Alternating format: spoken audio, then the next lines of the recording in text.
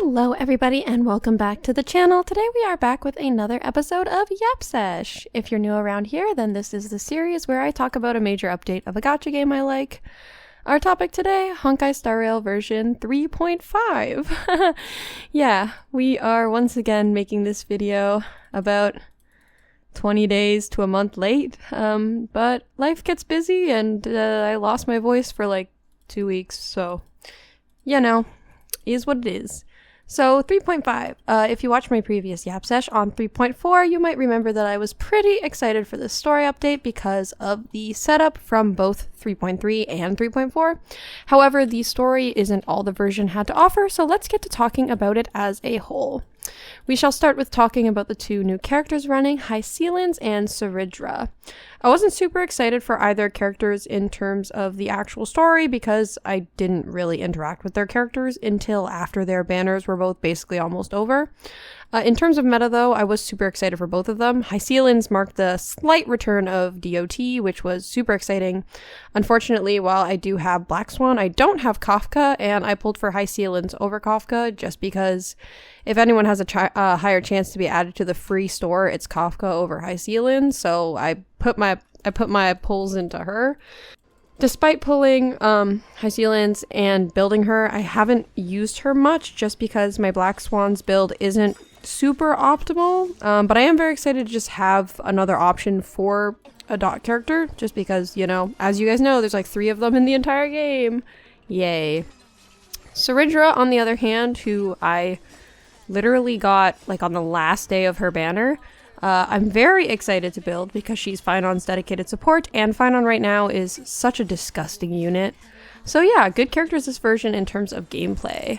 I'm going to mention this very briefly and then go more into depth on this later, but I will say I really love both Saridra and Hysealin's character development in the story, both individually and their relationship with one another.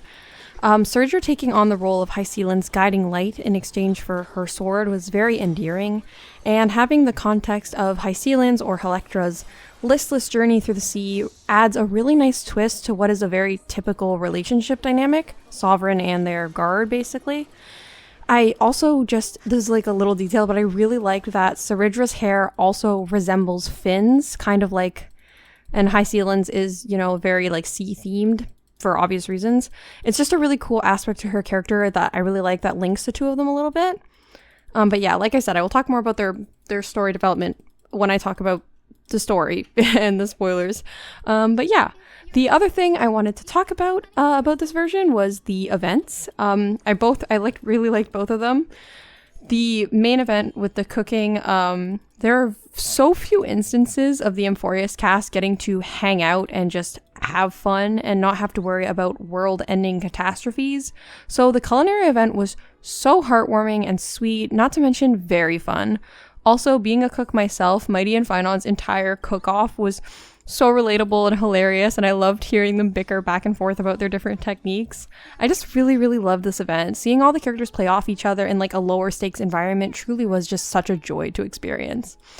This is a side note, but I was really sad because I played both events the night before the version ended because I was just so busy, but I accidentally fell asleep and I woke up at 5 a.m. so I missed the cutoff to get all the limited time rewards for that event. But alas, I have learned not to try to play an entire version the night before it's going to end because it can't be done. It's not possible. Yeah, the other event was a return to Shiovan and the bar, and it was also just really good. The Vignettes in a Cup event was one of my favorite ones during Penacony. I really liked it. It was probably just because I was such a huge fan of Gallagher, though. This event was a little shorter than the main event, obviously, because it was the shorter side event. But I really enjoyed the interactions with the characters. They were all super sweet, and it was really nice to get to see like Dr. Ratio and Sushong and Topaz and all like these characters that I feel like we haven't seen in so long, even though we did kind of just see them. Like Topaz and Dr. Ratio, at least we like just saw, but it just feels like it's been a long time since we got to see them. Not to mention, I just really enjoy like the mixing drinks minigame. It's probably in my like top 3 of like the minigame events. I just find it very creative and fun and satisfying, and I really like it. And now, with that out of the way, I want to talk a little bit about the main story update. As always, I will tell you guys when I start to get into spoiler territory. So right off the hop, 3.5 picks up right where 3.4 leaves off, but despite the last two versions being very action-packed and fast-paced, 3.5 slows down at the start and kind of dips more into a political intrigue sort of deal. I did kind of like the change in pace, and it was good for the sake of introducing Saridra and Hysealins, but it did give me a bit of whiplash after just how insane the end of 3.4 was. I really did enjoy getting to slow down and having each step of what transpired in the cycle shown to me. The best way to describe it would be kind of similar to the hour-long cutscene in Persona 5 where they explain to you how the Phantom Thieves tricked the traitor. It's similar to that because by the time the Trailblazer returns for the last cycle, we already know that Iron Tomb hasn't been released yet, but we don't know how or why we're there or how they managed to trick the Theoros, so seeing the great relay and like the build up to our return was just really, really cool. Following that, we also get to dive like water, right into Hysealin's backstory and how she met Saridra. And like I mentioned earlier, I really, really enjoyed their character dynamics. Saridra from first introduction is very proud and cunning and also very larger than life. She makes her presence known and almost feels infallible. She contests Hysealin's much quieter and subdued nature in a way that makes them both so enjoyable to watch play off one another, and both really push each other to develop as characters throughout the story. I find that HSR's character duos in Euphorius have been a large part of what I've enjoyed about the story so much. Finon and Mighty and Finon and Cyrene, Cypher and Aglaya, which I talked about on the last episode, and now Hysealins and Saridra. Not to mention Cyrene and the Trailblazer, and there's also, all of them kind of play off one another in ways, but like Cypher and Aglaya and Hysealins and Saridra are like the big two that I've really, really enjoyed. I'm not going to dive too deep into details as to keep this part spoiler free, but the entire mystery surrounding Saridra's death, which is not a spoiler seeing as the quest is titled before their deaths, was just very interesting, and it really added a lot to Saridra's character. I will now briefly get into spoilers just because I want to talk about Saridra's character and what I mean by that. So if you don't want spoilers, click off now. So I mentioned earlier that Saridra is very charming. She's grand and cunning and seems larger than life, which is very important that she invokes those feelings because it makes her believable as a sovereign that would believably be followed by the people. Now, while the story shows that side of her, they also make it very clear that she is a conqueror and widely regarded as a tyrant. She's ambitious and she will stop at nothing to achieve her conquest amongst the stars. Saridra being that way and her sacrifice of 500 Chrysos heirs during the trial of law makes it easy to feel dislike towards her, to see her as the tyrant she is painted to be. But following the revelation with her willingness to sacrifice even herself in the name of her ambition makes her a lot more compelling.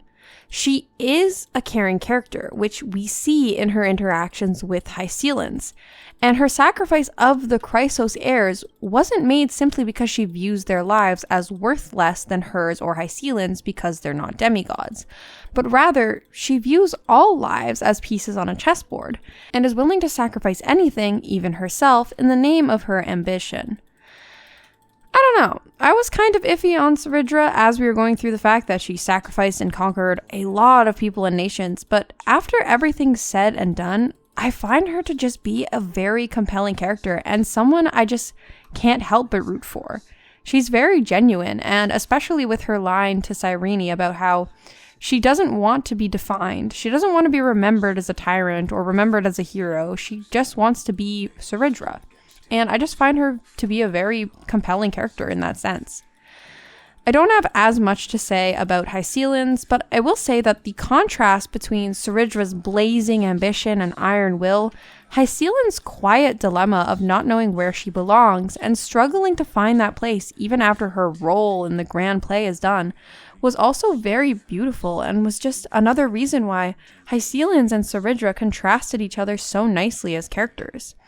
It wasn't really just a clash of their ideologies, but it was also just two characters with very different ideals, ambitions, walks of life, where they came from, yet they came together with one goal, and it's very, very cool to see that.